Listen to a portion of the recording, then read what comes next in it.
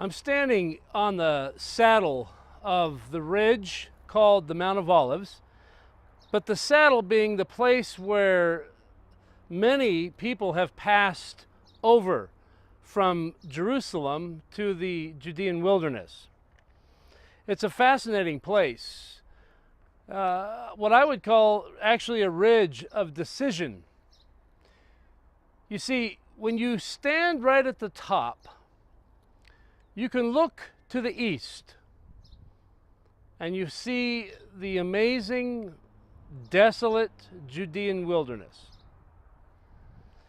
It's a place where in 2 Samuel chapter 19, David escapes from Absalom's attempt to overthrow his father to become the king of Israel.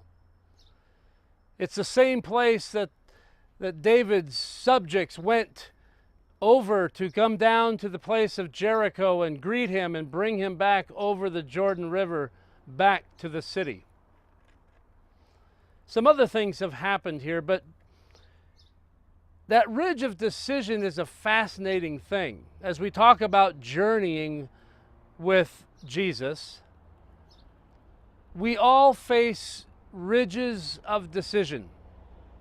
When you look out at the beautiful but desolate Judean wilderness, you realize that it was a place where Jesus once went for 40 days to be tempted by Satan.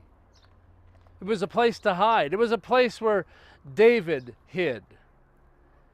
It was a place to escape facing what needed to be faced if you wanted to escape. What's interesting, though, is as you stand on that ridge, when you look to the Judean wilderness, you're looking east. When you look toward Jerusalem, you're looking west.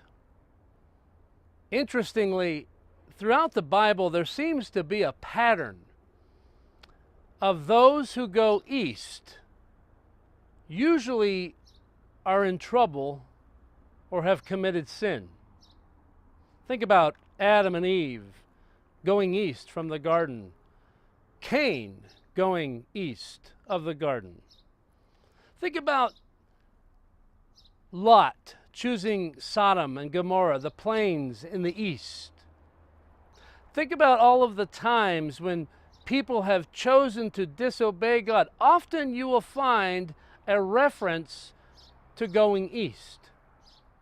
But sometimes you'll find when there is obedience to the will of God, it's a matter of going west. Think about the children of Israel crossing the Jordan River. On the eastern side of the Jordan, they crossed over into Jericho going west. There's so many references of obedience that have to do with going west. And then we come to this ridge of decision. There's a fascinating scripture found in the Gospel of John. It's a decision point for Jesus. He knew that this going west meant pain. It's clear even in the garden, this beautiful garden of Gethsemane, he reasoned, he grappled with God. Is there another way, Father, that we could do this? Maybe I could go east for a time, just like David escaped.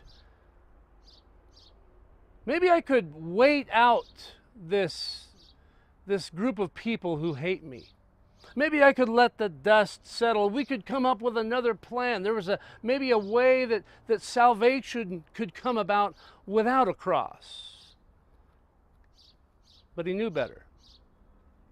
He knew that he had to go west into the city, this place, where in a week's time he would be killed. I think that we all face ridges of decision. The temptation is always there to take the easy way. But I think it's pretty safe to say that when we take the easy way, it's usually not the right way. The difficult way is usually the right way. It brings new meaning to that old phrase, go west, young man, go west. Jesus went west. The children of Israel went west. We, on this journey with Christ, will be faced with east-west decisions. East is so many times related to disobedience.